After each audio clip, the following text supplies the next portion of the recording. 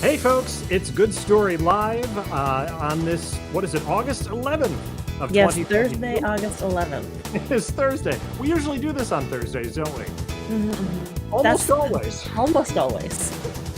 I'm very excited about our guest today. We have someone out from Oakland, California, who is a writer, she's an author, she's making her way in the world with words, and also a fellow podcaster. Eva Des Lauriers is joining us. Eva, how are you?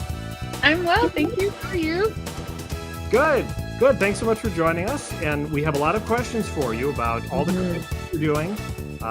Especially, I'm very excited to tell the audience the name of your podcast because I think it's brilliant.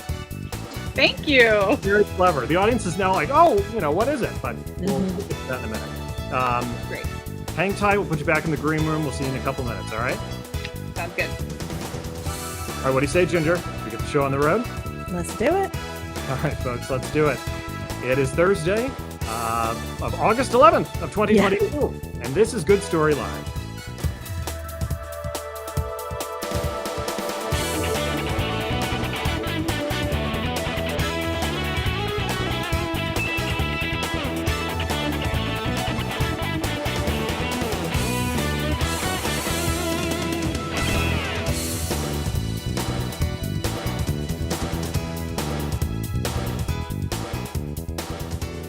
And we're back, folks. Back from the intro yet again. Yes. Ginger Crosby joining us from Studio B down there in Atlanta. How are you, Ginger? I'm great, thanks. A little hot, a little sticky, a little humid, but aside from that, great. Understandable for August, yes. Now, is all of Georgia kind of consistent in its weather patterns, or do you experience something unique right where you are in northeastern Atlanta, northwestern Atlanta? I always forget where you are. I feel like I'm northwest Atlanta. Or not Atlanta, but I'm west of Atlanta, but northwest Georgia. Yes. And you're asking me that question like I'm a native Georgian. I am not, and have no idea as to what the weather is like. I imagine the further south you go, the more hot and humid it gets. Actually, well, right. I mean, you're a Florida girl. You grew up in that sort of environment. I lived in Florida for a while. Mm-hmm. Yeah. So that's not. This is nothing to you. It's something you've. No, exactly. Though I will say, the longer I have been out of Florida, when I go back to visit in like the summer, in the dead of summer, I'm like, I do not know how I wore pants. I don't know how I wore pants at all living in Florida. I say this to everybody that I talk to about this. I'm like, I don't know how I did it. How did you do it? And I had to wear pants for school like year round. There was no shorts allowed. How? It's torture. Really? Yes. Did you go to parochial school or what was? No, public schools also had that dress code to where you could not wear shorts. Fascinating. One would think that's a foregone conclusion in Florida, but I guess not. No, not at all. It might be different like county to county now that I'm thinking about it, but no, for us, no shorts whatsoever. Speaking of Florida things, have you seen there's a website called Florida Man? And that might not be the actual name of the website. They lift memes from it and put it online. But there is a Florida Man meme for every day of the year. And you can choose your birthday and see what an actual news story was from Florida about something crazy that someone in Florida did on that day. And mine, on my birthday, I remember this headline very clearly. I love it. Florida man arrested for using his apartment wall for target practice. Target practice was what? Was this a handgun? Was he an archer? Was he and what sort of target practices would be my question. But yes, you can see below the folds. Good point. I've never visited the site, but I am familiar with that Florida Man. I feel like everybody knows it. We'll have to ask our guest if she's heard of Florida Man. The next episode, you'll need to come back reporting on what your Florida Man headline is. I'm very curious. I will. I'll take a look. And if you know, audience, if you already know what your Florida Man headline is, drop it in the comments. We'd be very curious to read. Yes, I would be very curious. feel like that's Florida man feeds out like and with alligators. There's always something with alligators in Florida too. That's right. Yes. Prehistoric. That prehistoric. Whoa. We were just said at the same time. I know. You owe me some bottled water. It's like we do this regularly. Yeah, at least once Like a week. our co-hosts. Right. Yeah, eventually, according to the laws of broadcasting, we'll start looking like each other too eventually. So, lighten my hair a little bit. A little bit. We'll have that Regis Kathy Lee thing going on. Going way back. You have a question for us today before we bring on our phenomenal guest, who is waiting in the wings very patiently for us to get through this nonsensical banter that for some reason we are compelled to do. Continue to do. You have a question. I do. Jesse. Yes. Please share. Are there any shows that you are loving at the moment? Like television shows? Television shows, yes. We often talk about books and films, and I felt books came out real Southern there for a moment. We often... Ginger's been in the South too long. We often talk about books and film, but we have not spent a lot of time talking about television. Right. So please, is there a television show that you're currently enjoying? Binging, a current perhaps? Show. Is that the stipulation?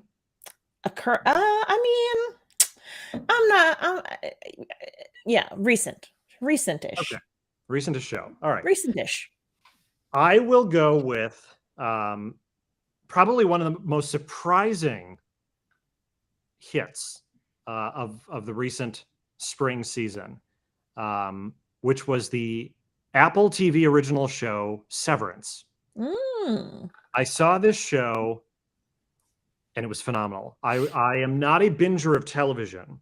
I have a difficulty getting into shows. I'm much more of a movie person than I am a TV show person. This show I quote unquote binged. For me, a binge is like I watched whatever it was, 10 or 11 episodes over 3 or 4 days. For me, that's very fast. That is very fast.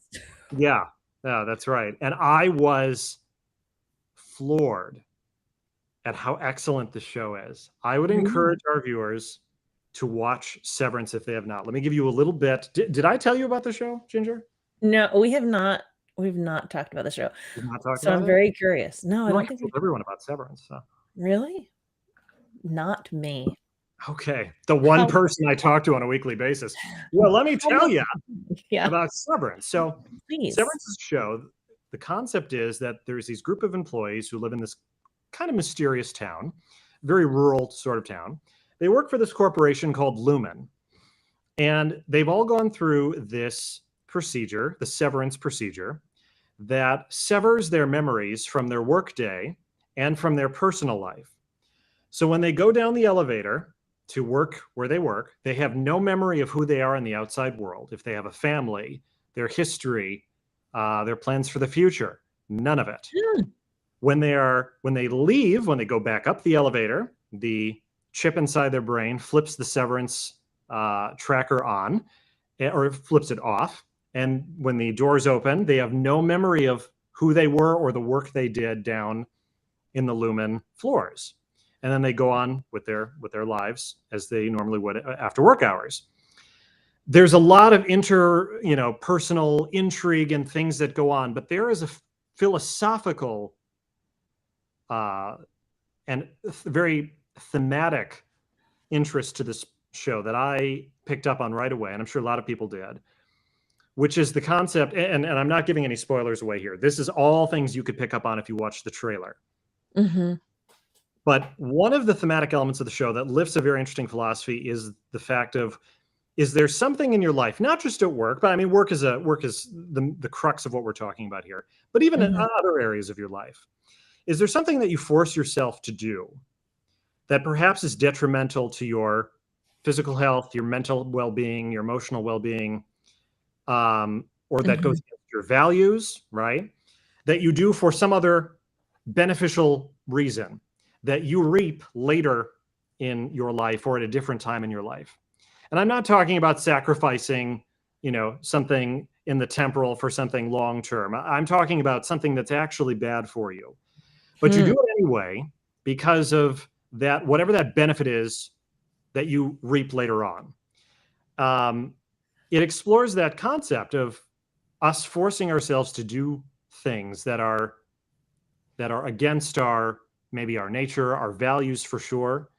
And then the exploration of what it's like for you as that individual down in Lumen, and what it's like for the you out and about, getting to experience the benefits of it, but, realizing the toll that it is taking. There's a lot of that sort of intrigue in some of the message that and different people are going to lift different things from the show and the different characters that are presented. But as an overarching exploration into the human psyche, I think it's fascinating. And I think it's one of the most original programs, original ideas that have come out in a long time. That's not just another kingdom of two warring armies or, another thing set in space. This is something very fascinating in the psychological realm that, as far as plot, wildly original. And I was just floored by it. And let me say, as someone who writes, plot-based things, and I would count this leaning a little bit more toward literature in the cinematic sense. The climax, the build up to how this season 1 ends, is masterfully done. It is the kind of slow building suspense that earns its climax at the end. And it is so worth it. And it's beautifully executed. Anyone who made it to the end will agree when they see just how masterfully it was done. So yes, I loved Severance. I loved everything about it. You have been dying to talk about this. I can just tell. Yes. You have been dying to tell me about this. I love it.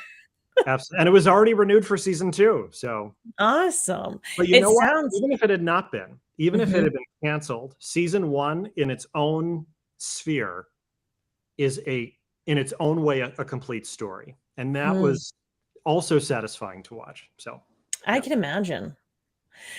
Jesse and I are completely different consumers of content, we'll just say, in general. Jesse gets far more granular and notices the details, whereas I am just in it for, does it make me feel good? I can tell you right now, the two shows that I have watched the first episodes of recently, which are not new shows by any means,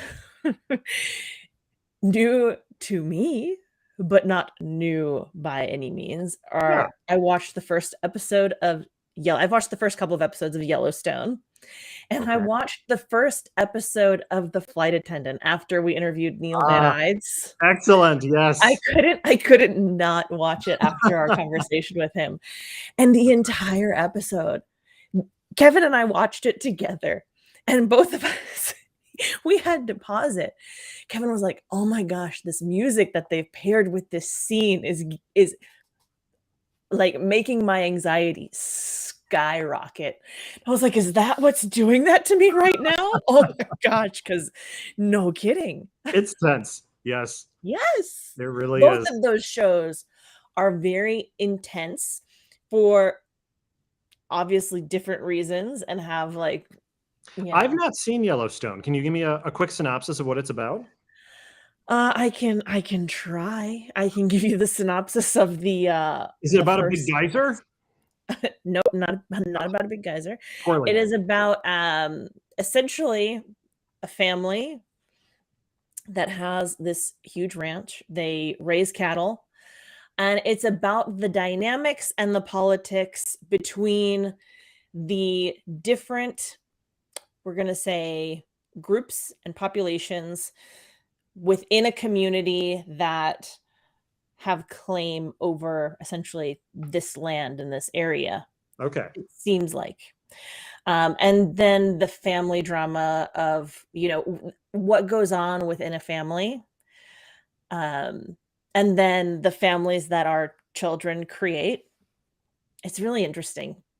Like I said, I'm only like 2 episodes in, but both of them start off with a bang. We'll just say that. Both of them start out, and Yellowstone's already coming up on season 5. So I mean, it's clearly, I mean, like when I say it's not a new Flight Attendant, we're at season 2, I believe, correct? So I'm not as far behind correct as I am with Yellowstone, but both have been interesting shows to pick up recently.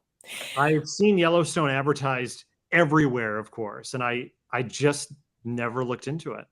If you like Kevin Costner, I mean, I enjoy Kevin Costner. If you like Kevin Costner, then I would say Kevin Costner. Right? He's fine. Yeah. Do you have? Well, maybe that's a question for another day. We'll ask that question another day. I feel like I was going to ask you something else that related to what we're talking about, but it is completely gone. Maybe it'll come back to me. It's early. That's okay. You know, the coffee hasn't coffeed yet. The coffee hasn't coffeed yet. You know, I would be curious if our guest, who's waiting in the wings in the green room right now, this isn't our list of questions to ask her. I'm curious if she's seen any of these 3 shows and has any opinions on them before we dive into the real questions. Should we bring her on and just ask real quick? I think we should. Okay. All right. Eva. Hi. How are you? I'm great. Welcome to Good Story Live. We're glad to have you on the show. Thank you for having me. This is so fun.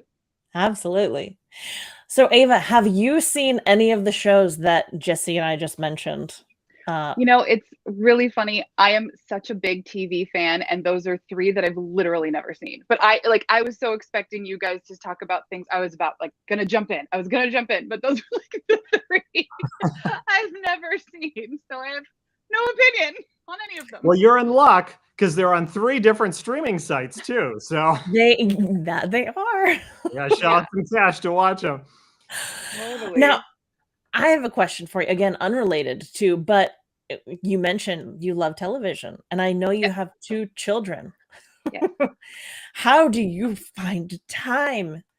Because that is one thing that I have not found a groove with motherhood. I'm just now starting to get my groove back with consuming non-child related not watching Bluey or Blippi or Cocomelon or all of the things that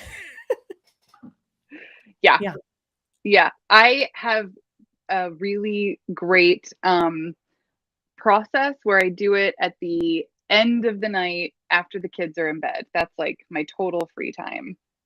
That's the only time I can do it. And I have to watch them in real small chunks.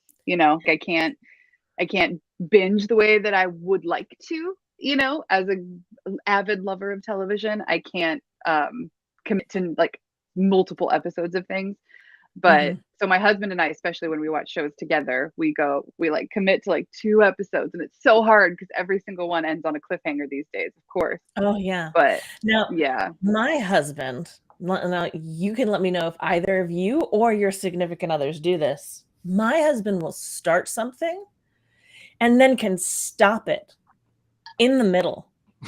In the middle. And I'm like, we can't do this. I can't, if we're going to start an episode or if we're going to start a movie, I need you to be prepared to finish it that night, because the pausing it in the middle and waiting, he's like, but that's the whole point of streaming. You can do that. No, I think the whole point of streaming is this in perpetuity watching and never going to sleep. I can't do it. I'm a consumer that gets so sucked into the narrative. If I am emotionally invested, you have me. If you get me, you have me. I'm the most loyal viewer ever in that way. So no, there's no turning off in the middle. I don't care how late it is. I don't care the hit my sleep will take. I have to finish at least the episode. Oh no. Yeah. Not mine. You and Poe, Jesse, what about you? You guys?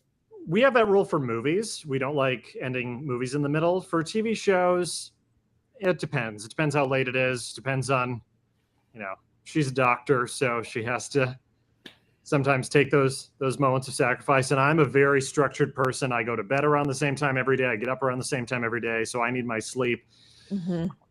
Yeah. Kevin needs to take a note from some of the people who finish it off, because I think that could eventually create a wedge, which would just be terrible for you, Ginger. We don't want that. No. Eva, let's for our audience, let's introduce who Eva is, and we can go from there. Eva Des Lauriers, lovely name by the way, just fun to say. I know. As an announcer, somebody used to do broadcasting. The words feel good in my mouth. You know, it's just like the vowels and consonants bounce off each other very well. Eva Des Lauriers, she's an author and the host of the podcast, and we said we would give the title of this very clever. It's called Right Where It Hurts. Get it? It does. I get it. I get it. Right. Right where it hurts. I thought it was very clever. I did too. This is a direct quote from her website. She writes, young adult stories with a dash of humor and a whole lot of messy relationship drama, which of course is right up Ginger's alley. Oh, great. Oh, yeah. And if we're honest, only in stories though, not in real life, only in stories. Totally. In the fantasy.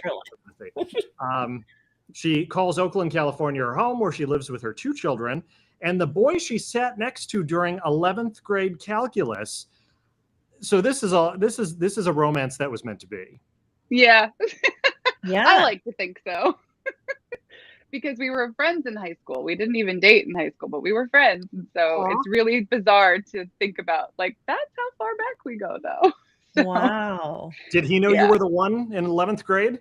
Not in 11th grade, but we became fast friends. So we had an instant kind of bond and connection. And then when we got together in college, it was very, so still quite a long time ago.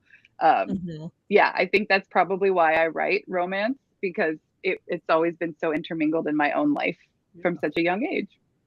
That's awesome. That is adorable. Isn't it? I love it. Ginger, why don't you tell our audience how you got introduced to Eva? Because there's a connection to Good Story Live. So when we first started Good Story Live, we had my sister on, I think for episode 4, Alex Wilson, who I always still want to call Crosby. It's really hard, but Alex Wilson is my sister. And she said, hey, I have this friend. Her name is Eva. And I think she would be great for your Good Story Live. And I said, please introduce us. And she did. And she shared your profile with me. I reached out, and after some back and forth, here we are. And I'm so excited. Yeah. I was telling her, actually, I was talking to her earlier this week. I was like, I can see why you guys connected. Like, you and my sister, I feel like have, there's similarity in features, mannerisms. You guys just seem like you just look like you would be friends in real life. Totally. In person. And I was like, I see this. I told her that. She's like, yeah, it's real cute. She's like, yeah, she's got such a good vibe. She's got really good energy that you can just kind of pick up on immediately. I've met so many people. That's like mostly my writing community is from Instagram, and all of my connections are from social media. And yeah, and it's so funny because some people just really jump off and they stay in your mind, and some people you're like, who is that? And you know, but she's somebody who sticks for sure. Yeah. And I'm interested, she's currently, her and her husband, my brother-in-law, they sold all their stuff and are getting ready to embark on a trip across country. So, they started, gosh, I think the week of like July 18th or something like that, they left and have been slowly making their way through the southeast, and then are going to be heading out west. I know their last stop is like Washington State. Oh, wow. Cool. So I'm curious if they'll stop anywhere in California. I have no idea where they're going. I don't think they know. Yeah. First, they just know their end point. Yeah. And then they'll figure out the rest. That's awesome. I've only met in real life, like very few amount of people from the gram, as it were. So I'm always trying to, especially the ones I've made like real connections with. So that'd be cool. Well, that's part of how you build a community as a writer. I mean, you're starting from possibly nothing, right? Or very small, and trying to find not only a readership, but also people who might be fellow writers like you, right? I'll use myself as an example. I write my first novels in much more of the romantic realism style, which is not everyone's forte, surprisingly. And so hashtags and things like that, and finding other writers who write Right. number one, in literary style or in romantic realism or romantic literature in the classical sense. It's very easy to find people like that. Have you found? Now, I know you're not published yet. You're still in the process of doing the querying and I assume maybe working an agent or finding an agent. I want to find out. I have an agent. Tell us about that. Tell us all about how you got to the point you are right now, and then I want to ask you more about how you've connected with people in that arena. Oh, sure. Okay. Yeah. So this is actually my second agent. I've had an agent before a few years ago with my first novel, and I write YA contemporary. And then when that book didn't sell, we just kind of both realized it wasn't a great fit for us. So we parted ways amicably, and I went back into the query trenches in January 2021. So last January. And I had the immense benefit of having a critique partner who signed with my current agent and said, when you're ready to query her, I think you guys would be a really, really good fit. So I'll just let her know to look out for your work. And that's something that can happen in the industry, which is really nice, is when people kind of have your back and look out for you. And it doesn't remotely ever guarantee that you're going to click and that the agent's going to like you, but it's definitely an added way of putting a little flag on your query letter, basically, right? Mm-hmm. And so that happened, and she read my query, and I had been querying for a couple of months at that point, and it had quite a few full requests, and so that's always a good sign that something is happening, that something's resonating, but nothing else than the requests and then the passes. So my agent is Chelsea Everly with Greenhouse Literary. And when she gave me a full request, I was shocked. And so was my critique partner. We both were like, oh my God, this is amazing. Cause you just never know. It's totally not a guarantee just because somebody puts in a good word. So that was incredible. And then I got another offer from a different agent. And at that process, at that point, you let other agents know who still have your query, right? That you've been given that you have an offer on the table, and that gives them the chance to either offer as well, right? Or step aside. And so then when that offer came through, Chelsea offered as well. And when we talked, we just clicked. I just really loved her editorial vision. She used to be an editor at Penguin Random House, and so she has a really excellent editorial eye. And so we signed last summer, and we have been slowly working our way. We went on submission last fall with that novel that we revised, and she made me such a stronger writer because she's an editorial agent. And I worked so hard on that novel, but I think a lot of things were working against me. And it just didn't feel quite right for the market, the book that we put out on sub. So we have since shelved that one, unfortunately. And I just wrote another novel that we are in the process of revising again. So I'm kind of on the same cycle, just a year later. Yeah. So this is your third novel. Yeah, my third full length. Yeah, I've written a lot of starts, so many starts of novels, especially before I fully committed to the journey. Lots of 40,000 words, 50,000 words, 20,000 words, but nothing. But this is my third full length that I finished.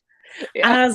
As someone who is not necessarily a writer or an aspiring author, the process is fascinating. I did a deep dive into your stories and your highlights as I was prepping to have you on the show, and I was like, oh my gosh, query, submission. The submission, I was like, okay, I can understand what that. A query, I was like, what is this? And then you started talking about CP, and I was like, critique partner, what is this? It's fascinating. It's fascinating. Now I'm gonna go back to critique partner, because I know that with your first full novel, right, that you wrote, you have a critique partner, but you did in the second process. And I'm going to assume that you also have the same critique partner or a critique partner for this third that you're working on. Yes. So how do you feel that has impacted your writing, or maybe, impacted your writing in general, from that first experience now to your second and third? Yeah. That's a great question. I think I mean, it's helped me grow as a writer so immensely. It's having a critique partner. It's a relationship where you build trust because you're sharing pages. So it's super different from a beta reader, or, you know, we have all these like terms we sling around in writing, right? And so a beta reader is a reader you give, that you want them to read your work and just be a reader and give you feedback as a reader. But a critique partner is, you know, ideally a relationship that you've built to the point where you super trust their feedback as a writer. And she is somebody, her name is Katrin Burry. Her book just published this year. And but we started at the same time when neither of us had queried and neither of us were published. And she has helped me think about my writing in such a different way. Because we've been working together as critique partners for now 4 years. Yeah, she came in super late after I finished that first book and like read it after it was kind of done and helped me shape it for querying. But I had pretty much written it already. And so that was helpful to see the way that she thought about it, because it was so different from the way I thought about it. And so then the next book that I worked on that got me Chelsea, I exchanged pages with her from the get-go, like first draft stuff. Like, I just wrote this chapter, here, read it, you know, whereas the first manuscript, it was all done and I had revised it already and all these things. So to get her input on the ground floor and to help, and now that we've been working together so long, she really understands what I'm trying to do with my stories and what I'm trying to say. And so she understands the way I think now, and vice versa, I think.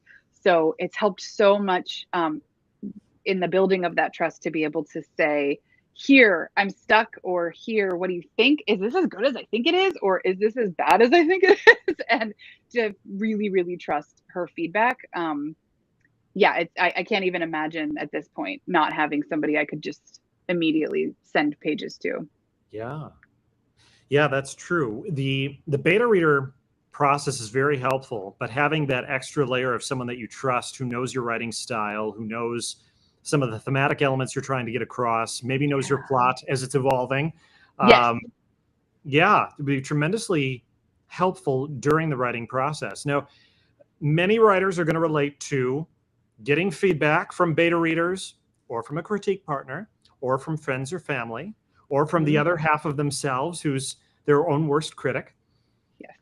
How do you deal with that? How do you decide to incorporate that into your writing and decide which things, you know, I appreciate it, but that's not going to help me in my current story? Yeah, I think for me, it's a skill that has definitely developed over time. At first, I was so, and I think a lot of young writers, and young being early in the process, are so sensitive because we're writing like from our insides, you know, and you know, on some level that what your output is not really matching what you're thinking. And so it's really hard to see the gap in that regard sometimes. And it's really easy to be unkind to yourself, like you were saying. But when you get critique that resonates, and I think it resonates, and you know that it does when you're really connected with your voice and with what you're trying to do. So it's about trusting yourself, I think, and realizing that, you know, over time, the reason I feel like it's a skill that I've developed as well is because even before I signed with my agent, I thought I was pretty good at accepting feedback and critique, because I would think about it. I would brainstorm. I would be like, yeah, that's a good point. And I would try things, and that was based on feedback. And then it'd be like, oh, that doesn't quite work. And that's kind of how I cultivated it as a skill. And then I had this amazing editorial agent who gave me like an edit letter, which was like 12 pages long of all the things I needed to change of my book that I thought was beautiful and perfect. And so you very quickly develop a way of like, okay, of processing that. Like, okay, if this person sees all the potential in this, then I can't take all of these things personally, because ultimately it's going to make the story so much better. And you don't really know that that's true until you go through the process with readers or critique or any sort of feedback. You just don't know until you do it. As a reader, do you understand that looking through it, reading sentences and paragraphs and thinking the torment that the writer went through, deciding whether to to include that interrogative phrase, like all those things you do, or do you just read it through willy-nilly, as Poe likes to say? That's a term she uses a lot. I'm just curious, as a reader who's not a writer. I feel like it will come as no surprise that I take that for granted. That I don't even think about it. And it's not that I assume that what I'm reading is the first thing, right? Or what originally was presented, maybe the original idea. But I definitely don't have an appreciation for what that process, because it's super vulnerable. Both of you have gone through this process, right? So, or a version of this process. And it's super vulnerable. Especially, gosh, you're bringing like what's been in here, right? What's in your mind, what you've held dear to your heart, probably for who knows how long, maybe characters in your mind that you've developed relationships with, right? And you're giving that to somebody else and saying, what do you think? And then I've never thought about that. Separation anxiety when you're finally done with that character and yes, on the printed page, and then it's like, wonder what they're up to. Totally. Do the characters talk to you? Yes. What about for you, Jesse? Oh yeah, what people would have classified many years ago as a mental illness for a writer is just a normal average day. Yeah. I know the story is done when the character stops talking to me, like when the story feels complete, when the chattering kind of quiets down and really just stops. And then I know a story on the opposite side. I know a story is ready to go from the seed, from the brainstorming part to page, when they're just talking nonstop in my head, and I just keep hearing dialogue and lines and start seeing scenes like cinematically in my mind. That's when I know it's time to start. So it's like writing is the only way I have ever known how to remotely translate what I feel like is the universes that live inside of me. It's the only, and it's like each one is just like a pin drop from what I feel like is going on in every person, but it's how I can express it. Everybody expresses themselves differently, and that's how I do. So it's very personal, but it's also really gratifying when you do it, when it happens, when you can like feel really good about your story being done. From a bird's eye view, how do you know as you're writing that if you've taken a wrong turn in the plot? Because I think a lot of writers reach a point much later on than they'd like, say, I made a wrong turn here somewhere, I'm trying to figure out where that was, and then having to do all this sort of this recon work until they get back to the problem point. Have you developed a way to identify that easily? No. Mostly just bye. Mostly just from feedback, just like talking. I'm a really big verbal processor. So if I can sit down with my CP and just talk at her face, it's kind of how I describe it. Like, I don't really need her to say much. I just need to say all the things out loud, know that she knows everything I'm trying to do.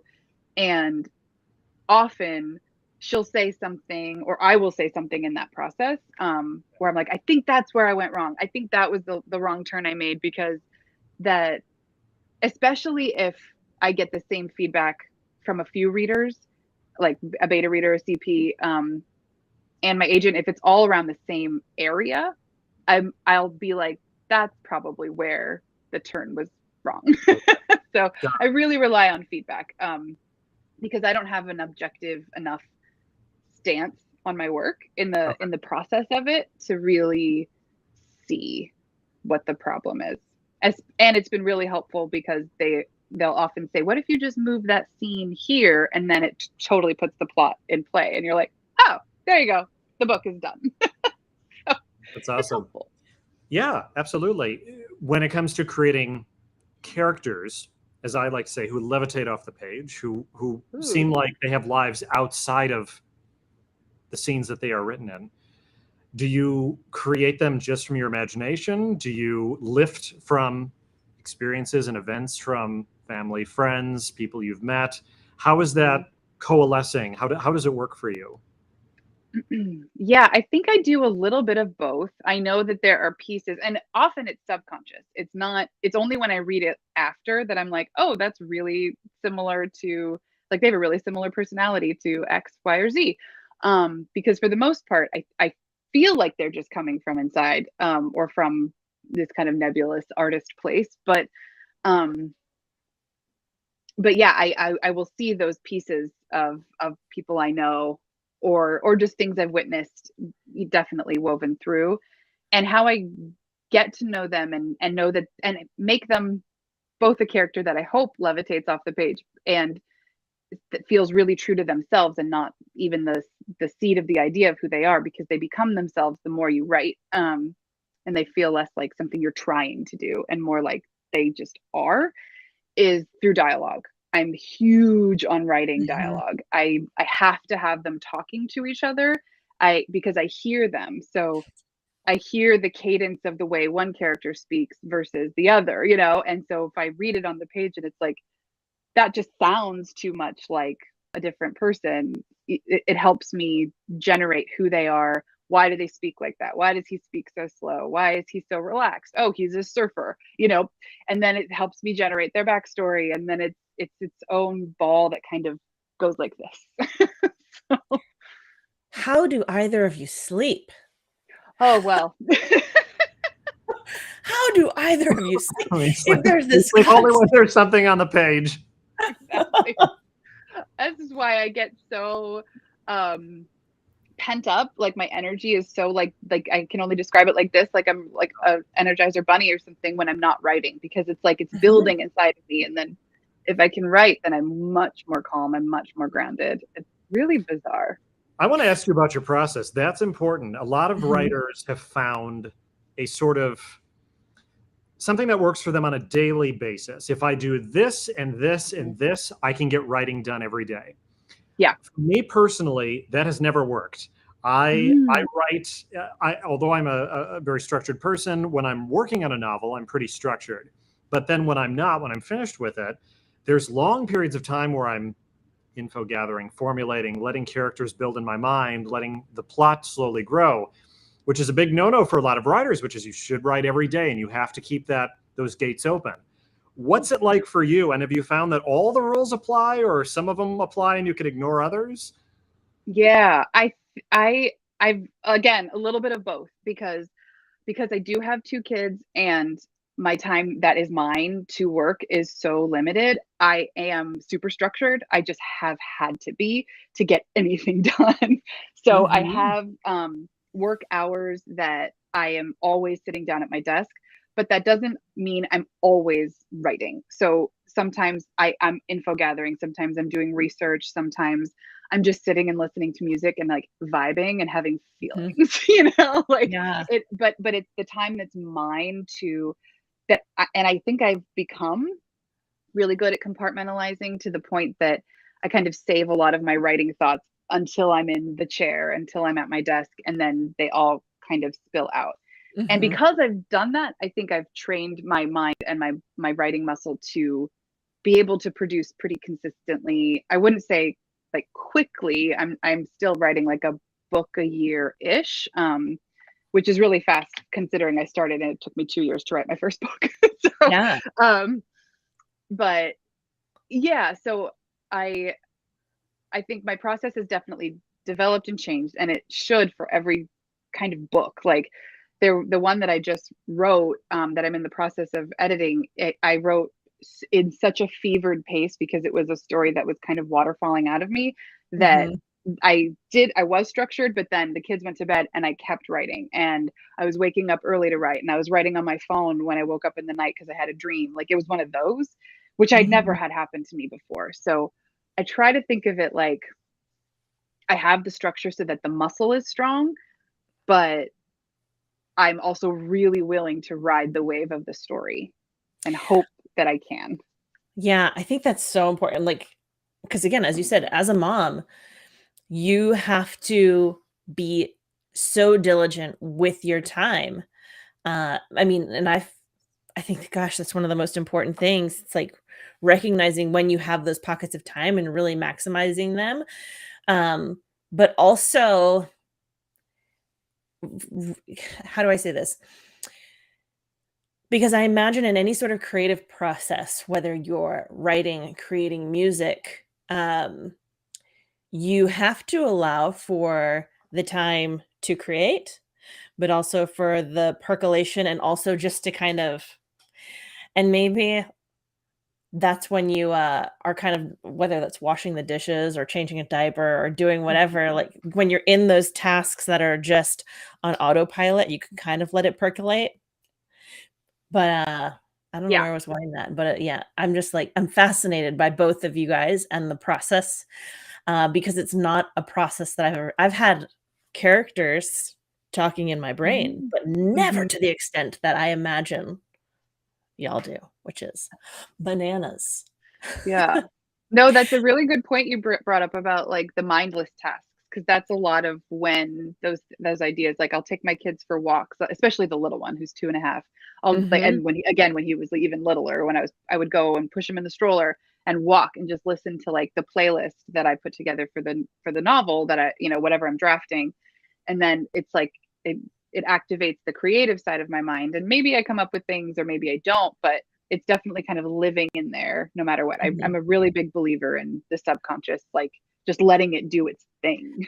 Oh yeah, 100%. I'm the subconscious is where you process those themes, or where like, and the themes that you experience in your own life, right? You process those in your dream states.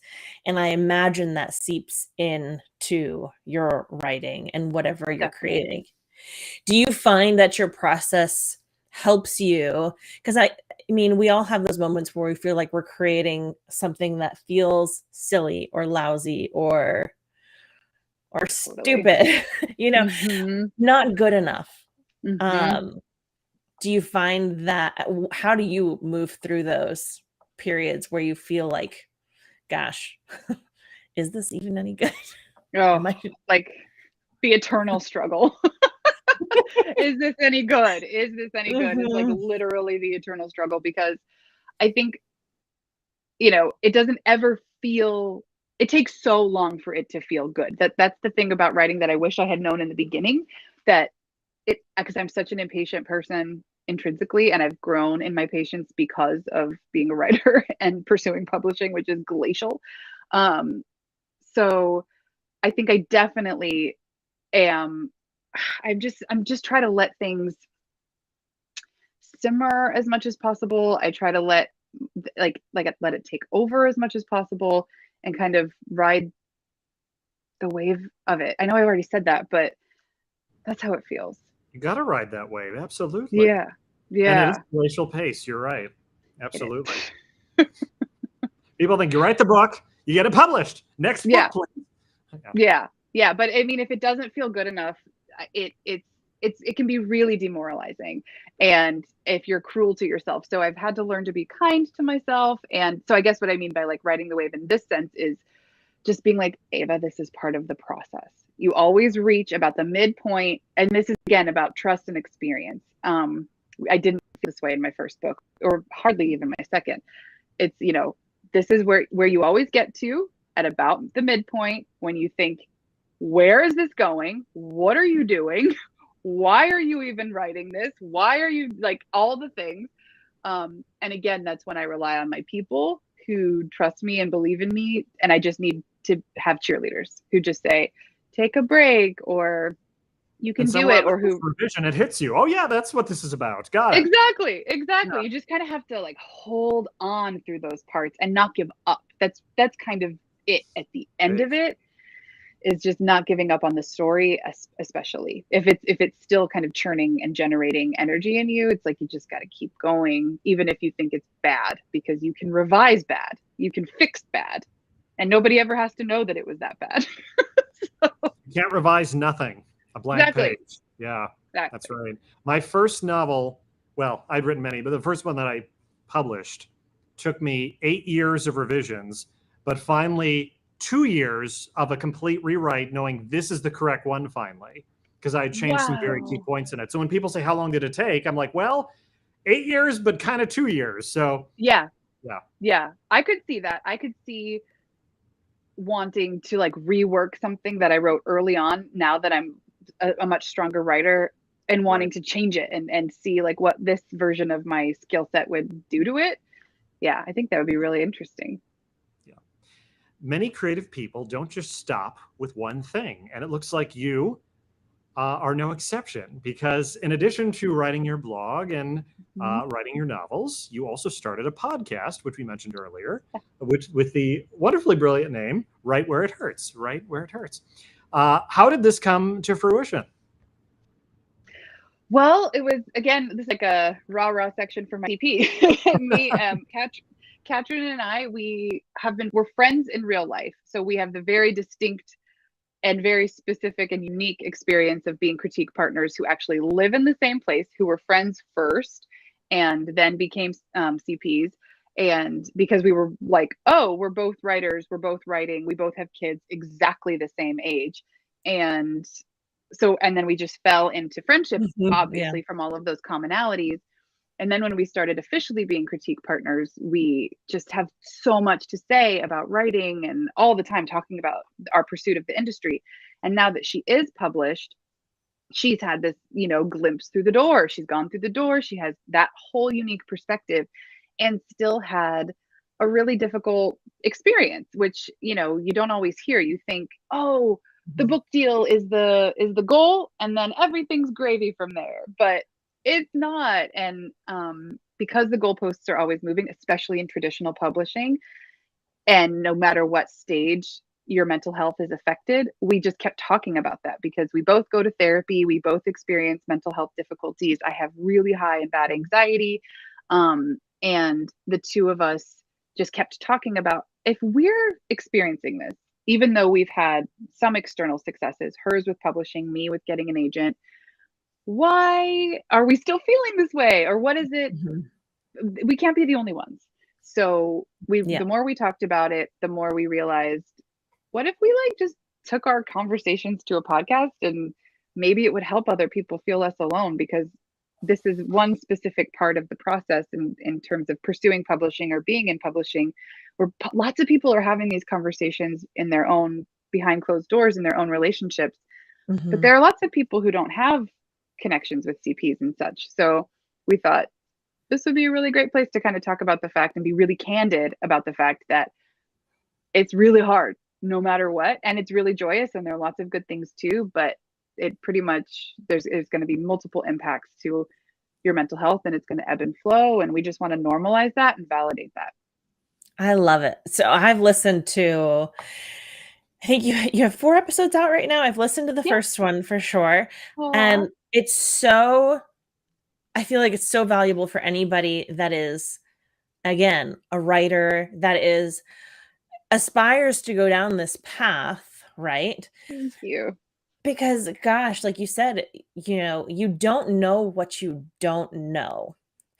And and this is so true in life, no matter what you're chasing. But you think you're going to reach the goal or the post that you've set for yourself, and everything is going to be good and everything is going to be great. And to your CP's point, Katrin, like, more things just pop up, right? Yeah. And it's wonderful to have 2 people speaking so candidly. Even, again, like I said, as someone who's not in that industry, in that niche at all, to listen to it is fascinating. Cool. And I can imagine, it's so interesting. I can imagine that as more people start to find it, it's going to resonate with a lot of people. Yay. Oh, well, thank you. That means a lot. And I really hope so, because we've definitely gotten a little bit of that feedback. Because, people in my life who are not writers have been supportive of the podcast. So like my sisters and some of my friends and such. And they're like, actually, this is said what you just said. Like, this is really applicable to kind of my industry, or the way that I see myself as a creative, or I can apply what you're saying, and it helps me feel like validated in my experience in my job, or just in life, because how many things affect our mental health all the time. So that's really nice to hear. Thank you. You're welcome. I told Jesse, I was like, you need to listen to this, sir. And I did, to make sure I was pronouncing your name correctly. And then I was gonna say you nailed it right out the gate. So it's my announcing days. It's like you have to do your research ahead of time. No, I listened to the first few minutes of the first episode, and I bookmarked it. I want to listen to the other ones because I like when writers support each other and are part of the community, because it's tough. It's tough to create something, especially when it's so emotional and also so rational. And you put these two things together and you put it out there knowing it's just going to be destroyed by some people, but that it's still worth it. And that it's still worth putting the spectacle of your story out there. And I've said this before, and I'll say it again. I'm sure you would agree with this, Eva. Excellent things deserve to exist. And I think that a lot of writers feel that way about their work. Totally. I really like that. I don't know if enough writers feel that way about their work. Actually, I think there's such a hurdle to overcome, especially again in the beginning, or maybe when you hit so many rejections or so many roadblocks that you wonder, then you think about the value. Is my work excellent? Is this good enough? Am I good enough? And there's so much there to untangle. But I think the more that we do talk about that, and the more we do support each other, and the more we do, let each other know that like it's like this for all of us, and your work does deserve to exist. I mean, the better off all of us will be in the community. All creatives will be. Absolutely. Yeah. We only have a few minutes left in our interview here today, but I wanted to make sure to ask you this, and I don't know if you're allowed to say, so I'll ask it anyway. Okay. Tell us about your next novel. Maybe you can't tell us the plot or anything. I get that. But any little thing you can share. Yeah, I can share that I think it's the best thing I've ever written. I'm very proud of it. That's a good start right there. Yeah, I'm very, very proud of it, even though it's still in such early days. It's a YA contemporary romance, and it's dual perspective. So we have alternating chapters of the main characters, the two main characters who fall in love. And it's and the other thing is that it's told in a 24-hour timeline. So it's really in a very quick kind of closed box. Yeah. So those are the little devices along the way of it. Well, I'm sold. Yes. Great. I can't wait. I hope we're going to be working on it, and it's going to be going on submission hopefully this fall. Hopefully we get it in good shape for that, and we'll see what happens. We'll have you back on the show when it does. Absolutely. That'd be great. Yeah. I would be amiss for us not to ask this, because I think Ginger and we ask this of a lot of the creative types on this show. But the very last question I think should be: is there any advice that you would give to people like you who are still building relationships, still learning the craft, but definitely have their hands on something? What would you tell them to keep that motivation going? Because as you know right now, this is the point where you could either lose the motivation and give up, or push through to the end. How do you do that? That is very astute and very true. Read, because for me, that is the ultimate motivator. If I am feeling crummy, if I'm feeling demotivated, if I am feeling like, what's even the point? If I pick up a book and I re-engage with who I am as a reader and the power of books and the power of fiction and story, then, oh my God, it gives me everything I need to return to the computer and to return to the story and not give up, because it's like, I want to do this because this experience I'm having with this novel, with this writer right now, that they'll never know about probably, but is so significant for me, even if it's no matter the genre, no matter the book, no matter what the story is, if I have a connection to it, it makes an imprint on my life. And it's what I hope to do with my fiction. And it reminds me of that. And it reminds me of why I'm doing it. So And it also is super, super good. It's a really excellent way of getting better writing is reading. So Absolutely. it's twofold advice. That's great advice. That's excellent. And I think you're right. There's a level of intimacy that you can experience with an author through their writing, especially if it's something personal that they've experienced or that they've at least crafted a narrative that seems like, wow, this is something that someone went through in some iteration, that is incredibly inspiring and motivating to put pen to paper. So I agree with that. That's awesome. Ginger, what a great guest you found here. I know. Look at you. From the Instagram. Let's give credit where credit's due. This is all Alex. This is all Alex Wilson for making the connection. Yes. Yeah, this We're is going to so send her fun. referral fee later, or her referral tip for that. Yeah. Yes, I love that advice. I think consuming when you feel in a rut, when you feel like you don't know what to do, allowing yourself to consume and just percolate is the best advice I think you can give. We will definitely make sure to link to Write Where It Hurts in the description below, as well as on Good Story Live. Please go check it out, whether you are a writer or not, because it's just good conversation. It's great conversation, and I think you'll enjoy it. But Eva, it's been wonderful talking to you. Thank you so much. This has been so great. Thank you so much. Thanks for having me. This is so fun. Absolutely. Jesse, do you know who we're talking to next week? I'm trying to remember. I don't know. Are we talking to Eva again? Is her book coming out next week? And then we talk to her again? I should know this. No, I believe next week is the 18th. So I believe we are talking to Christine Vassos. Oh, Eva, you're going to love this. Yes. Christine Vassos is my editor for the novel that I published, All the Moonlight on Earth. That's awesome. Oh, I'll definitely she's going to check talk that out. about what an awful experience it was to work with me for all those months. No, I'm kidding. She was phenomenal to work with as an editor, and so insightful. And she had this thing at the end where even after editing, she submits a sort of manuscript evaluation where she tells you as an editor who was both reading it for the first time and then as a second time she went through it for the second round, things that she felt and noticed. And yeah, it's going to be a great interview. Looking forward to chatting with her. Thanks for bringing that up, Ginger. That's a great connection. You're so welcome. Eva, thanks again for being on Good Story Live. We'll bring you back soon, I promise. Sounds great. Thank you for having me. Absolutely. But Ginger, that's our show for today. Look at that. I know. Girl, I love authors. I mean, I'm glad you mentioned her podcast, because I believe what's good for the writer is good for the reader. And yeah, go check it out, folks. Yeah, and I think more people are writers than they admit. I think everyone's a writer, whether or not you actually identify as a writer, because we're all processing stuff.